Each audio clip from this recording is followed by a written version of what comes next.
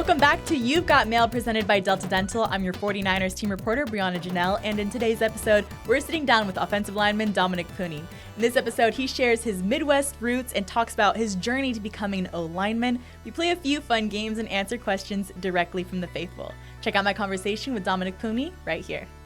What's up, Dominick Puni? How are you? Welcome to the podcast. I'm good. Thanks for having me. I'm excited to be here. I'm excited to chat with you, have the fans get to know you a little bit more. Let's start all the way from the beginning. You grew up in Missouri and spent a lot of time in your football journey in the Midwest. How would you describe Midwest football culture compared to the West Coast?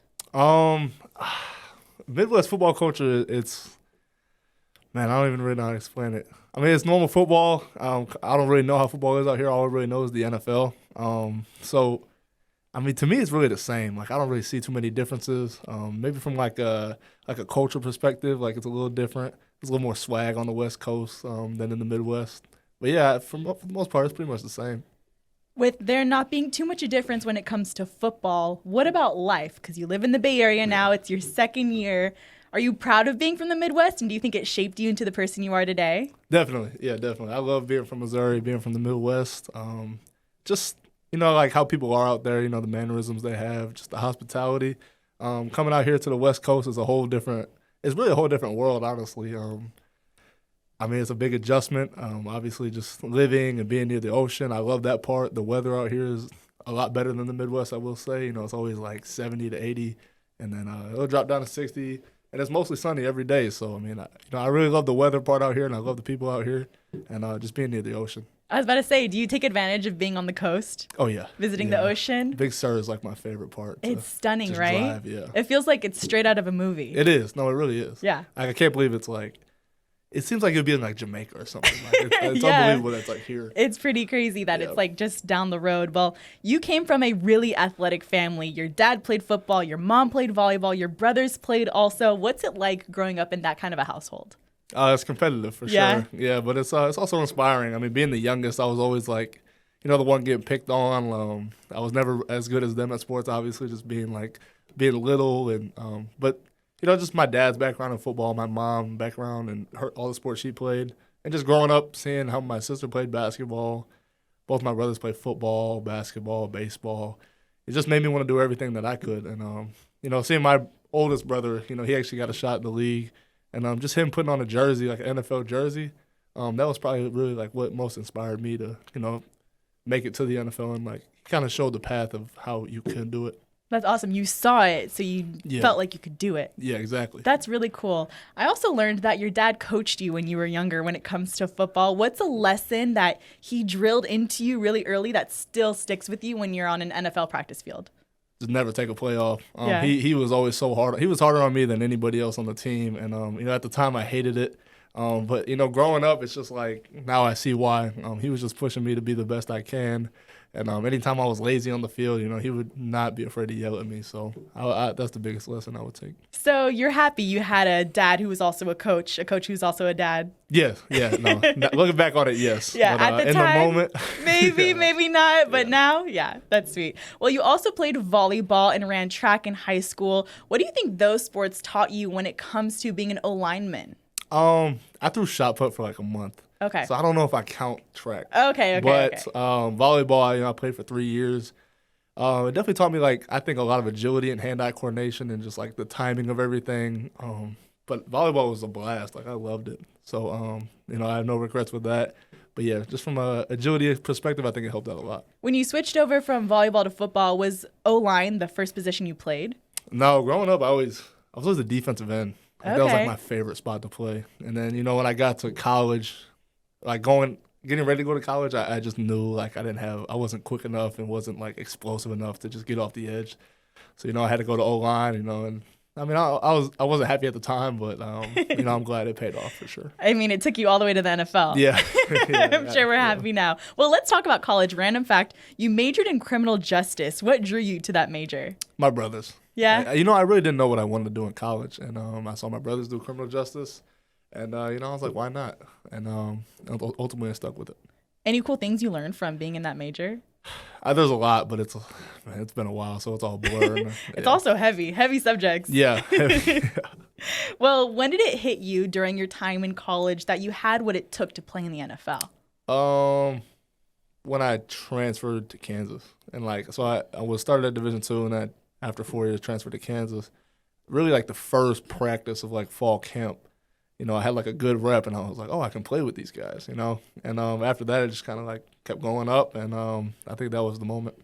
And you mentioned in the past that you always wanted to shout out those smaller school guys. What advice would you give players from smaller programs dreaming of being at your level in the NFL? You got to work twice as hard as the guys that are already above you, on the Power 5 level. That's ultimately what it took. I was just working out with one of my teammates, Corbin, and we just took it to another level. And that was the summer it really elevated my body, my diet, everything, and it just it propelled me for, I think, even till now. So yeah, you really got to work twice as hard. That's really cool. Yeah. Really good advice. Now, you had that sort of come to life moment during that time in college when you went over to Kansas, but now you're in year 2 in the NFL. What was your I made it or welcome to the NFL moment? I don't know if I had a welcome to the NFL moment, but I know week 1 we played the Jets on Monday Night Football, and it was my first start as a rookie, and it was a lot of anxiety and build up to it. What a way to start in prime time. Yeah, some guys would prefer just the first slot games, the 1 p.m. or the 12, but versus one of the best D lines in the league on Monday night, why not? So yeah, that was probably after that game. I was like, all right, now I can play ball here. Yeah. You think that moment got you ready and set you up for the rest of your career here in the Bay? I do. Yeah, that was a big game. Yeah. The pressure really sometimes makes the stars really shine. Does, yeah. So take me into this 49ers O-line. Do you guys have any traditions or superstitions now that we're at week 11 in the season now? We'll do in fall camp, we always do our big dinner. Usually the rookies pay for. From a tradition perspective, we always just decorate the room every holiday. Oh, that's cool. So every Christmas we do the white elephant. Okay. And everyone gets a gift for each other, but there's a minimum price that you have to meet. So yeah, that's probably my favorite one. That's fun. So I'm assuming there's some Thanksgiving decor around the room right now. Yeah, it's Thanksgiving, but some guys are pushing for Christmas. Already? Yeah. Okay. You know how some people get. I need to hear your thoughts. Do you put up the Christmas decor before or after Thanksgiving? After, right? Yeah. You have to give Thanksgiving its moment. Yes. I'm not going to lie. There might be a few Christmas decorations in my apartment right Already? now. It's light, though. The tree's not up. But are you playing music? I don't. Not yet? Maybe no a Christmas soft music? jazz. Not Christmas music yet? Not Christmas music, but something that'll put you in the mood. Okay, yeah. Got you. I love it. Okay, so I'm assuming you're a fan of Drewski, just from your Instagram. Does that mean you're the comedian of the O-line group? No, I'm not the comedian. Okay, no, who is? Ben Barch is a comedian. Drake Nugent is hilarious. I would go with those two for sure. Okay, sweet. Well, if Drewski were to do a skit in the 49ers locker room, who would you want him to impersonate? Oh, on the whole team? Or the O-line? Let's talk O-line. I think McKivitz would be the funniest one. So Drewski acting as McKivitz? Yeah. What does he need to do? If you're teaching Drewski, he's in the locker room, this is what you need to do to nail the part.